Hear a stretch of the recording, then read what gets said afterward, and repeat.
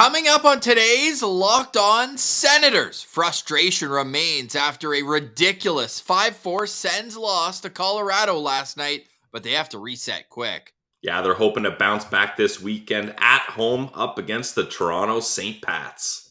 We also have a Belleville Sens weekend to preview, and it's prospect watch season.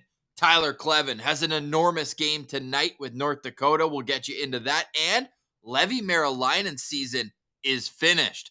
All that and more. This is the Locked On Senators podcast. It's your team every day. You're Locked On Senators, your daily podcast on the Ottawa Senators. Part of the Locked On Podcast Network. Your team every day.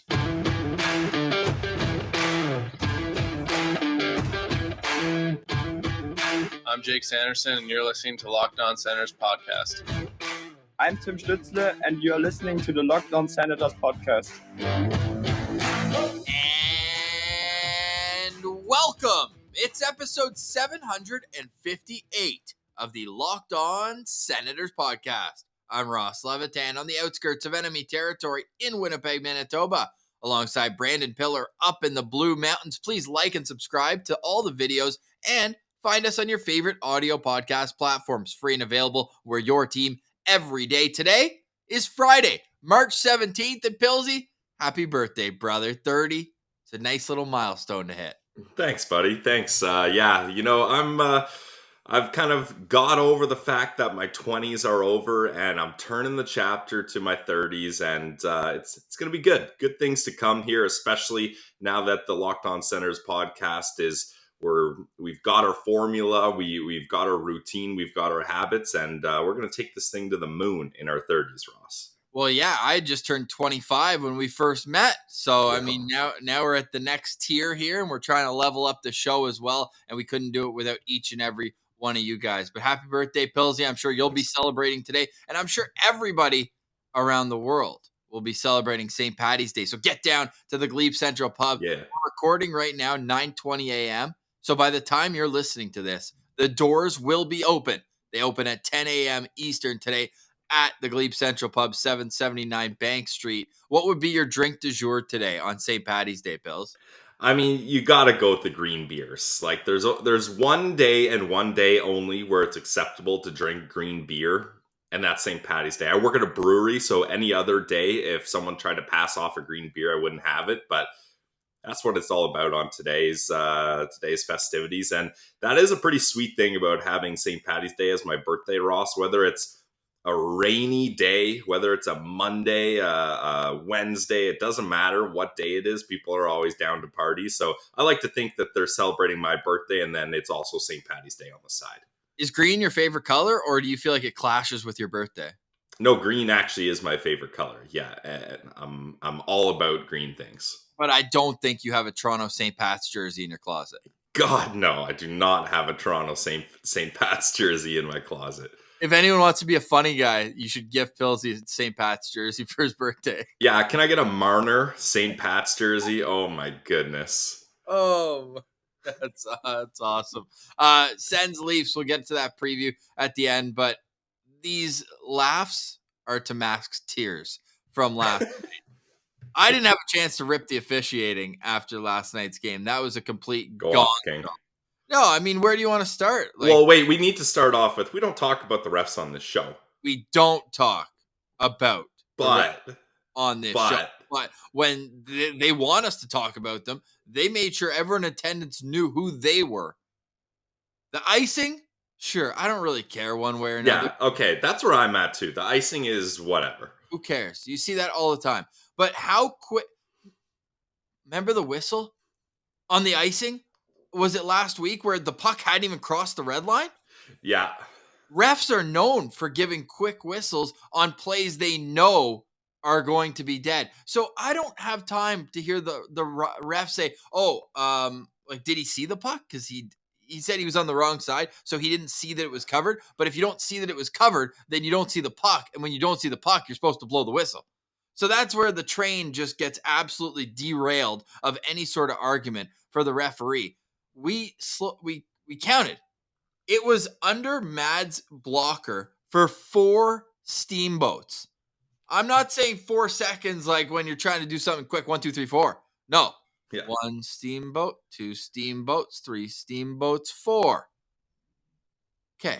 Sorry for wasting 4 seconds of your days, but I needed to prove that point. That is an absolutely atrocious amount of time to be holding the puck. Now, usually you expect the whistle to go like the moment it's covered, especially on a play like that, where I'm saying there's absolutely there's no debating, oh, I wonder if he's going to get it. It's just a complete disaster. And even though it made it 5-2 there, I messaged the group chat. I think that goal is going to loom large here. Either they're going to tie it and then give up another bad goal, or what ended up happening where it ends up being the game winner.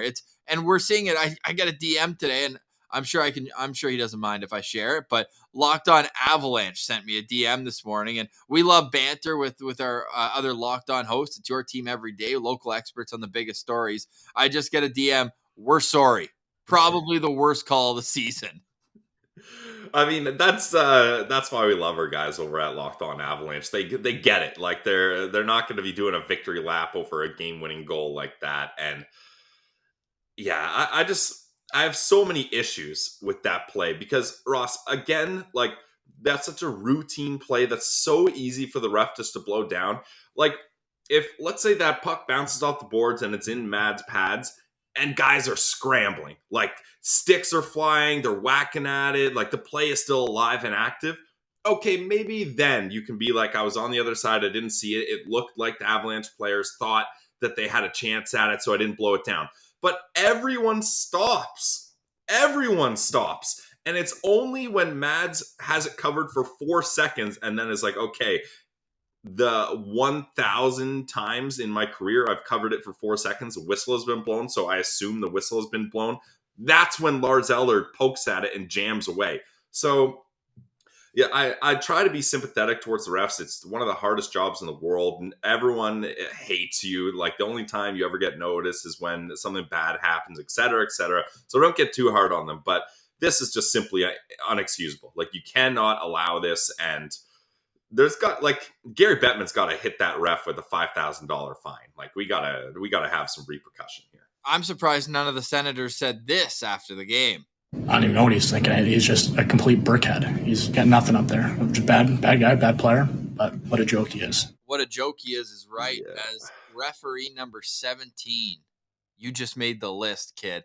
Now, this was a poorly ref game both ways, I think, in terms of penalties that were called. We saw it late. We saw it throughout the game, like not calling Cale Makar for embellishment. And yeah, he got cross-checked in the upper shoulder. This guy's the best skater in the league, and his legs just fold out 2 seconds later. If you're going to call that, though, then I have no problem with giving Giroux an embellishment. Yep. He knew what he was doing there. He's a competitive guy. But you either call both or you call none. When you let the Makar thing go, you have to let the Giroux thing go. But I feel like Martian made a good point on the postcast last night. The Giroux one is a little bit different because he's fully faced the other way and he's already bending down to pick up his stick. So he's not expecting contact. So if you're already going down and someone shoves you, like you're probably going to fall there. Whereas Cale Makar, like those guys are battling in front of the net. And it's Ridley Gregg. Like this guy's trying to drink 6 protein shakes a day just to pick up some weight. So he's not exactly a huge guy out there. So yeah, the reffing as a whole was just terrible. I think that Giroux knew it was coming. I mean, Byerman just grabbed his stick out of his hand and threw it. Like they were pretty much engaged in a battle themselves. Well, I thought Giroux was kind of at the point like, okay, like a penalty is going to be called. I'm just going to grab my stick and skate away here. So I don't know. You could argue it either way. But what I'm saying is where Giroux, it's more likely that he's going to fall on that play rather than Cale Makar. I guess, I don't know. That's probably being a Sens homer, but. No, it's all good, but I guess my spin zone too is about the referee is no penalty for grabbing the stick out of his hand. We saw, hey, there's precedent set, even though it's in the rule book, but Shabbat got one for ripping the stick out of a guy's hand last week. Yeah, well, yeah, Shabbat especially, he ripped the stick out of the guy's hand and then used it. I mean, but still, like, yeah, I don't know how that wasn't a penalty as well. Then Giroux getting an extra one there, like that was just madness. The whole play is just so maddening. I'm so rattled. And what do you think about the Sens and the coach like not doing anything after the game? Like, is that where you want to see like some sort of frustration shown to kind of show your players that you care as much, or do you think it's kind of a wasted energy and it should be refocused on trying to come back? And you got to give the Sens credit. That was an awful start, and all we heard again for 2 days from the coach, from the players, we're going to be ready. We're going to be ready. They weren't ready. It was 2-0. 5 minutes in, the shots were 6-0 for Colorado. That's not ready in my book, but you do have to give them credit. They played a hell of a third period. I said meaningless third period again after the second period. Like, that's all we wanted, a key to improvement. Just play a third period that matters, but they made it matter with their effort. So I do want to give a stick tap. They finished strong, and hopefully that's momentum that they can take into the game Saturday against Toronto. Yeah, I definitely agree. I think they played a really good game after a terrible start, and they deserved a better fate than that. But to answer your question, I think that was the right move, taking the high road there, because it's different when a call like that is just a boneheaded call and it's just plain bad, as opposed to a ref like making it personal. Like sometimes it feels like the ref is making it personal and doing makeup calls or just trying to be the star of the show. Then get angry. Let the pot boil over and lose your mind, because this is an important game and you can't have that. But like, getting angry at this isn't going to solve anything, because it was just a terrible mistake. There wasn't any kind of personal feelings towards it. So I think that was the correct approach, Ross. Two other things that really twisted the knife on that play in particular. One, it was Lars Eller's first goal in 33 games. Oh, man. So no doubt he's not quitting till the whistle. This guy's anything to get the monkey off his back. 1 goal in 33 games. He hasn't had a point in 15 games. And he was a trade deadline acquisition. Like, you want to get going there. No doubt. And then secondary, the fact that you can challenge it for goal interference, but you should just be able to challenge a play. Be like, does this look right to you? Yeah, I mean, I think in this circumstance, you want to say that, but then where's the line? Like, everything's getting reviewed and the game's getting slowed down. Well, no. Remember, there was one where it was like they reviewed it for a high stick, but then it was challenged for goalie interference. It's like two things at once. Like, just do it all at once. Like, is it a good goal or not? Okay, I see what you're saying here. Yeah, like if you're going to challenge it, it's a wide scope challenge. Yeah. No, I agree with that, because it is weird, because sometimes the refs will go up and be like, what are you challenging? No, I know you want the goal overturned, but what are you challenging? And they'll make sure they hear exactly what you're saying. And if you challenge a high stick and it's no goal because goalie interference, your challenge fails. Stupid. So, yeah, I think that's actually a good point. Yeah. I'm challenging that you didn't do your job well and that it's either no goal or goal. In this case, no goal. And I mean, just change the momentum of the game. And we don't talk about the refs on this show. Thank God. Otherwise, we don't do that. I'm sure there's a lot of other shows out there that are spending 30 minutes. We spent 5. I think that's plenty. Just talking about how incompetent they were, complete brickhead. And you hope that those guys stay away from the CTC the rest of the year. But hey, stick taps to Sens fans.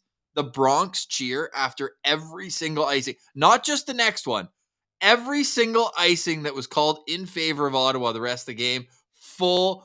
It was like this. It was like a Zoob chant, basically, in terms of loud level of crowd. It was great stuff coming up. Speaking of Zoob, though, at what point does he have to be put on the hot seat? A few other Sens defensemen, some mistakes that seem costly. We're also going to tell you a couple Senators that are shooting up the history ranks in terms of their production this season. All that and a weekend preview. You're listening to Locked On Senators. Today's episode is brought to you by our friends over at FanDuel, the official sportsbook partner of the Locked On Podcast Network. The number one sportsbook in North America. Is that good? Yeah, I'd say that's pretty good. And I can confirm it's good because I love using FanDuel. Their app is simple, safe, secure, easy to use. And that's where I turn when I make any kind of sports wagering, whether it's NHL, NFL, NBA, MLB, NCAA. It's March Madness. Everyone's bracket was broken on the first game. That's how it goes. Did you see that, by the way? It's like 0.12 brackets remain, 0.12%. Yeah, Ross, I felt good about my bracket this year, and half of the first game. I didn't even I didn't even feel that good going into it. I forgot it started early in the afternoon, and I was like, "Oh, I want to check my bracket." Yeah, 0 for 2 on the first 2 games.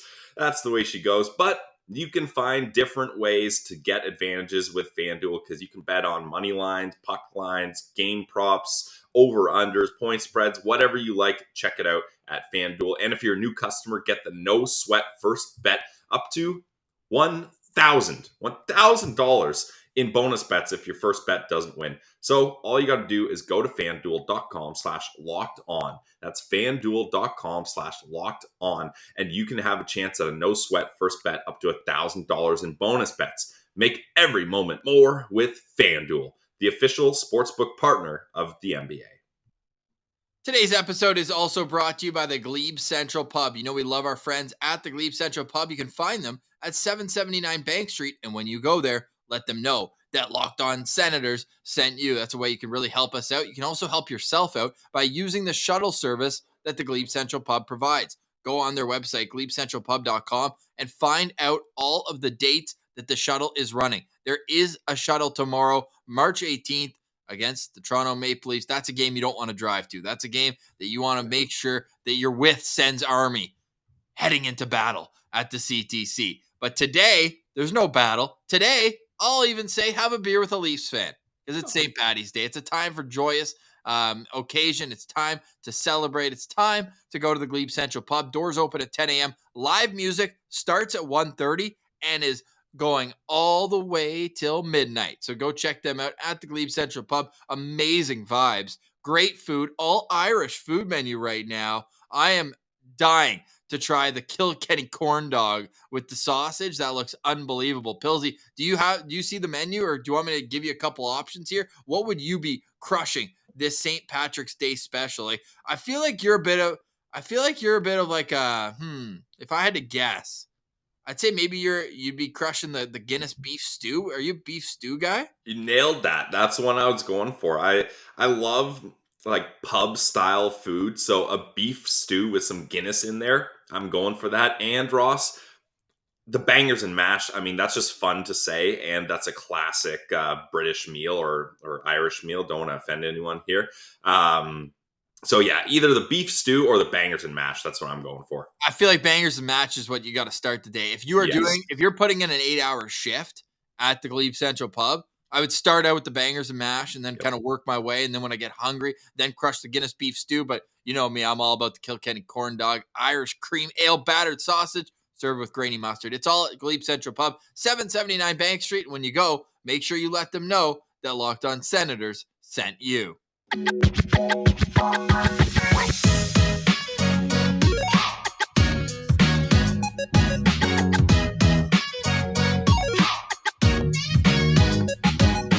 All right, Pillsy. I'm still so pissed about that game last night.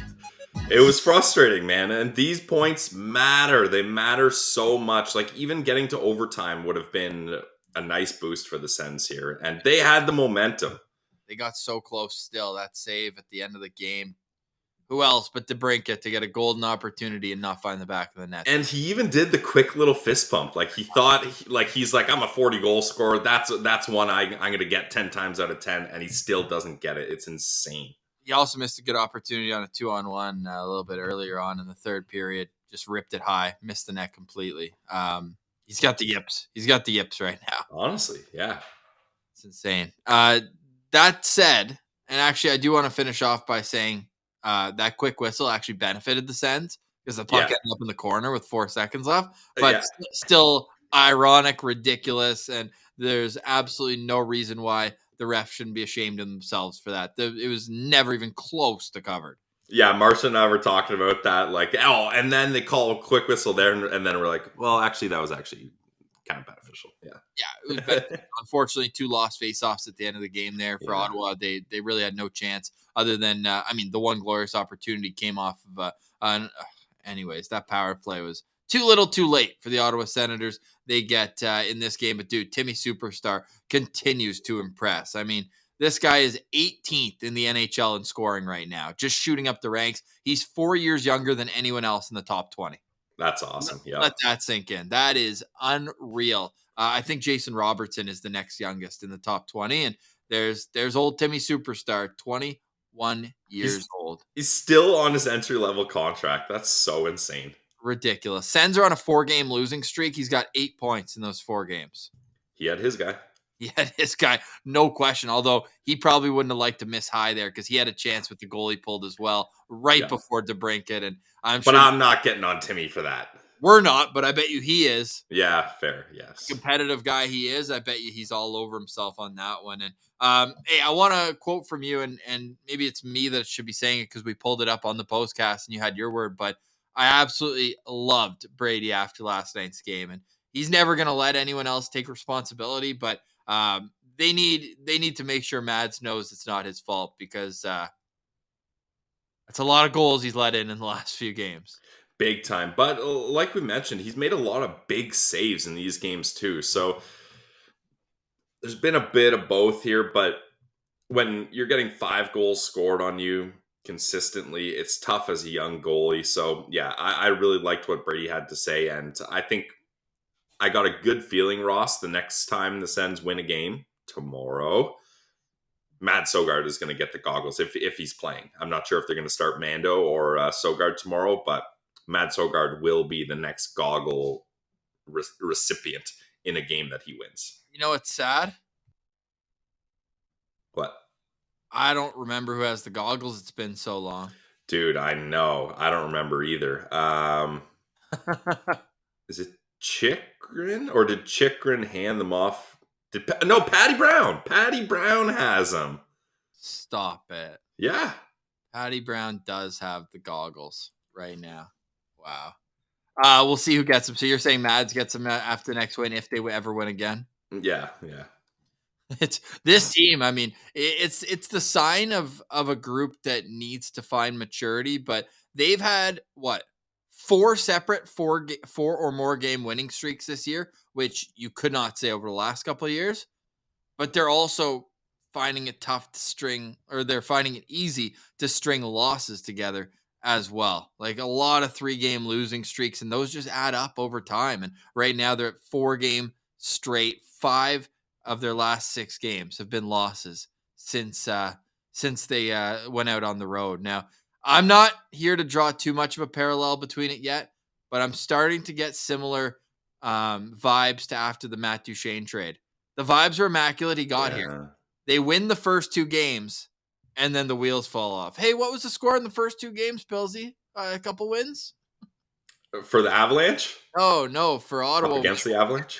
No, when they got Chikrin. Oh, yeah. It was 5-3 and 5-2? Yeah, but they won the first 2 games just like they did when they got Duchene, and then the wheels fell off. It's just strange. But anyways, it's late in the season, so it's not taking them out. And Chikrin already has more points in his first 7 games than Duchene had in his first 20. Remember, he had 1 assist. He could not find the sheet. He hit a million posts, though. And Kyle Turris was looking like a superstar. I remember that first stretch of that trade. We were like, did the Sens screw up here? Yes. Wow. Wild to think that. Drake Batherson's first line mate was Matt Duchene. And Drake Batherson, I think he played one of his best games last night. He was hard on the forecheck. He had that big hit late in the game, separating the player from the puck. And he scores his 20th goal of the season. The Senators now have 5 20-plus goal scorers. And Shane Pinto also scored last night. And he's inching his way closer. He's at 18 goals on the season. Big drop off after that. With Derek Brassard being the 7th leading goal scorer on this team.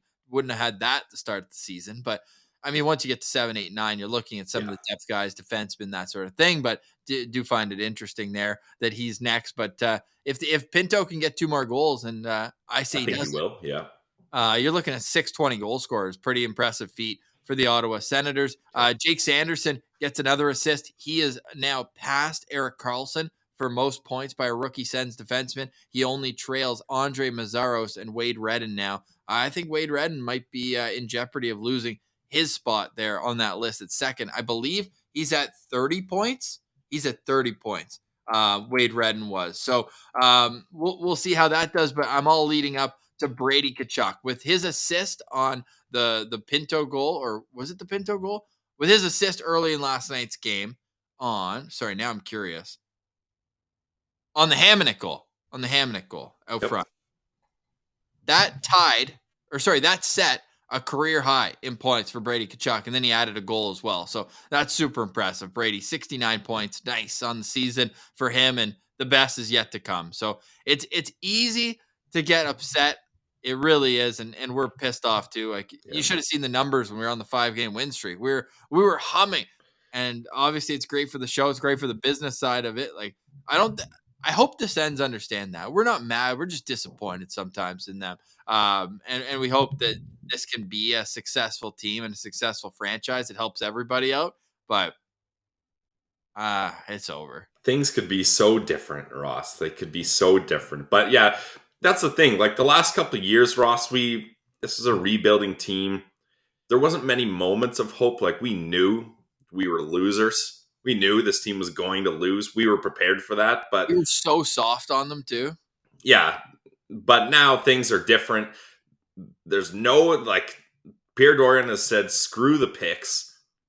They Good. brought in big players, big name guys, and this team, on paper, should be more successful than it is right now. So that's where it's just disappointing because we had high hopes, especially after that Detroit series. It felt like things are different. Like the Who Wants It movement should have got more traction. Like that was a fun week where that was really relevant, but that should have carried on further.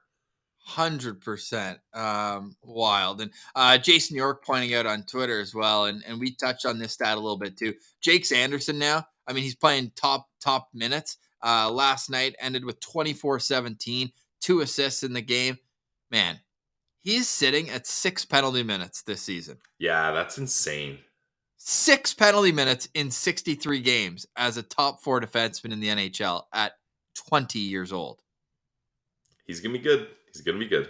He's already good. I mean, fair. Yes. He's going to be great. He's good now. He's going to be great. And one of those 3 penalties was a phantom high stick where TJ Oshie snapped his head back like he'd been shot.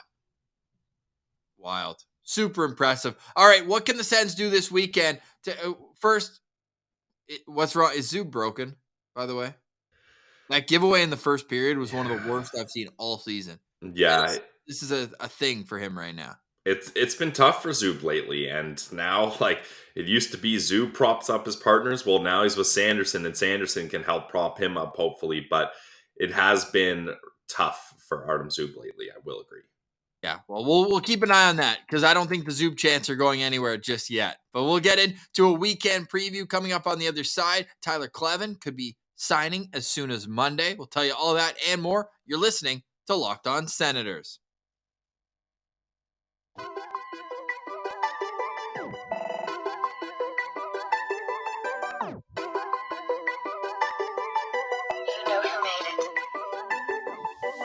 All right, Pillsy. Let's get out of here with some birthday energy. Woo! Tell me the Sens are going to beat the Leafs tomorrow night. Ross, I am very confident that the Sens are going to beat the Leafs because they have to. They just have to. I need this so bad. And we cannot have that barn packed with Leafs fans and Leafs fans leaving happy. So I want to beat the traffic. I want to see those St. Pat's jerseys be looking all sad. And it's going to be an entertaining game. That much I'm sure, because these guys have a lot of pride, and to let that Colorado Avalanche game end that way at home, and then they have a quick turnaround where they're up against their biggest rivals at home. I think this game's going to mean a lot to the players, and it means a lot to me. So I need a big victory here. And Ross, I want Matt Murray. Give me Matt Murray. Well, the Leafs play tonight. So I'm curious to see who starts in goal for the Leafs tonight, because we know that if it's Matt Murray, there's a 0.000% chance that he plays back-to-back games. No, God, no. Yeah. Oh, no chance. Negative chance. Better chance Pillsy puts on the St. Pat's jersey and plays against the Sens tomorrow night. David Ayers style, yeah. You're 30, you're not 40, so it's not an automatic win against the Leafs. True, yeah. My goodness with Matt Murray. We'll see tonight, though. The Leafs are playing. Who do they got tonight? They got the Hurricanes tonight. So that's a big game at home. I think Samsonov's going to start that one. Yeah. Home record is ridiculous. except when Murray bailed after warm-up and then Samsonov got lit up by your Ottawa Senators last game. Hey, the Leafs probably going to be pissy about that. They might come out swinging after that one. So it's going to be fun. I'll be locked into it. We'll have the postcast after that game for sure. Give me a locked on player. Who are you going to be looking out for or locked on to in tomorrow night's game against the Leafs? Because you see a couple of guys that might need some bounce back games, or are you going with one of the big dogs? I'm going with one of the big dogs, Brady Tkachuk. Like, I think the way he handles things as a young captain is just so impressive, and that's why you see he gets so much respect around the league. Guys that are out of the league are giving him respect for how great he does as a captain, especially in a team like this where it hasn't been easy to lead this team and you've had a lot of responsibility put on your shoulders. Once again, I thought he handled it perfectly last night. Great job boosting up Mads when he's down. So I think we're really going to see Brady Tkachuk have another good game here, and he's going to be the leader of this team, driving these guys, dragging them into the battle tomorrow. I really hope so, because I think it's going to be a battle. I think the Sens are going to be really rattled at how this game ended, and they're going to bring some energy. So I'm on the 1st to 5 on FanDuel tomorrow. Sens 1st to 5, even though they didn't even have a sniff against Colorado. Yeah, it didn't work out for me last night. Yeah. No, hey, you should get your money back if your team doesn't even have one shot. Like, hey, they didn't. You know how it's like in baseball? It's like both pitchers must start for action. Yeah. It's like both teams must have one shot for action.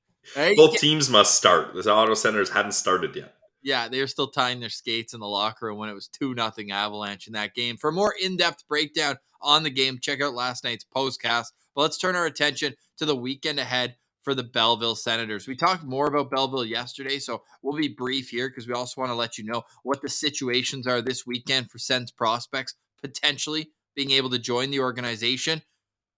But they have to win both these games, right? Belleville in Cleveland playing against the last place team in the division. This is a must-win weekend set on the road. And Belleville started playing better, man. This Dylan Ferguson guy, thank God they got someone to play goalie because they're on their 8th guy right now. And he's come in and given them a bit of stability in goal. And they need to carry that through because right now games in hand are not on their side. But they've got some wins together. So they're making a bit of a push here to make playoffs. Yeah, this is massive for Belleville. And Ross, it's kind of funny you mentioned, all right, they're up against the last place team in the division, so they should be able to beat them.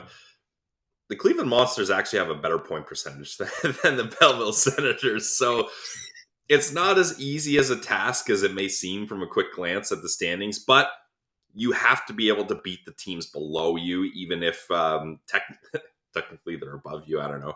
But you got to win your in-division games. And when it's not, if you're not up against the Marlies or the Utica Comets or the Syracuse Crunch, those are the big powerhouses of this division. So when you get one of the kind of bottom tier teams of this division, you got to dominate. So I'm looking for 3 points this weekend, Ross. A win and OT or shootout loss. I think that's definitely attainable. Okay, what do you think is attainable for our Nodak Sens? Now, there has been a Sens prospect on North Dakota for every year since 2015. That's 8 straight seasons that there's been a North Dakota Ottawa Senators prospect. And now, this could be it tonight. We said that last weekend. They got both wins, and now they've moved on to the semifinal in the NCHC Frozen Faceoff. So now they're at the XL Energy Center. They're playing at the Minnesota Wild home stadium. That's 18,000 Wild fans tonight. And the games get underway at 4 o'clock Central, 5 o'clock Eastern today. Colorado College is taking on the University of Denver. Then it's showtime. The green on St. Patty's Day, I don't know. Is it an omen? Is it an omen? Nodak playing St. Cloud State. They're the lower seed. St. Cloud beat Minnesota Duluth, so they've already eliminated a Sens prospect in Luke Lohheit, who has said he's going back for a 5th season at Minnesota Duluth. But I've got a good feeling about this. Single elimination, by the way. So it's March Madness in hockey here, too. Yeah, that's awesome. And Ross, it was the black jerseys that they have insane record with, right? The business suits. Yeah, so maybe it's time to get the business suits on. I know it's St. Patty's Day and they got the green, but it's business time. Well, they wore the black last weekend and went 2-0. There we go. I mean, look good, play good. It's as simple as that, honestly. And I think it's going to be interesting, Ross. They've definitely got a tough opponent ahead of them. But the thing is, if they win this game, you're more than likely going up against Denver. Well, next. I had boots on the ground, Denver UND in November this year. I went down to North Dakota. That was the one game I went to where Kleven had his ankle sliced and couldn't play last minute. I got bad luck seeing Sens prospects there. Jake Sanderson sick last year when I went, but hey, at least I got to crush some beers with Mr. Kleven. Absolute beauty. Great family he comes from there. But I would say 99.8% chance we see Tyler Kleven signed by Monday, because Denver is going to be a tough go on Saturday. For University of North Dakota to make the NCAA tournament, they would have to win the NCHC. So their next loss, their season's over. That's the way to break that down. And then Pilsy, Levi Marilainen, we think, no confirmed reports that he's nursing a minor injury right now because he didn't play in any of Karpat's play-in series. They played against a team who had to play in to get there. They got dominated. They lost 5-0 to get eliminated from the first round. They could have used Levy. Yeah. So I'm assuming that he was injured because this guy led the Finnish league in save percentage and shutouts. So you got to think that you'd go to him in the playoffs, at least at some point. But if it's not a serious injury, don't be surprised if he's over here with Belleville, already under contract, by the way. So it wouldn't have to be him signing, but I would be surprised if he doesn't come over like Mads did after his COVID-shortened season in Denmark.